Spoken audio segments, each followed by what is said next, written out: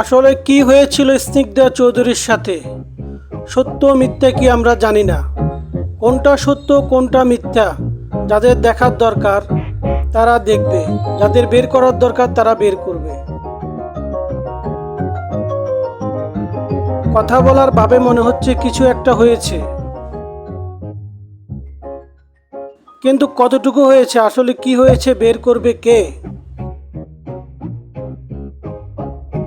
আমরা কারো পক্ষ নিতে পারি না।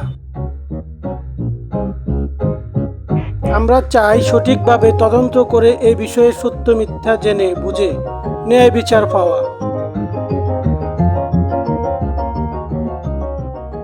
সবার জন্য আইন সমান, এ জাতির কাছে প্রত্যাশা। সবার জন্য আইন সমান হবে, এ জাতির কাছে প্রত্যাশা আমাদের।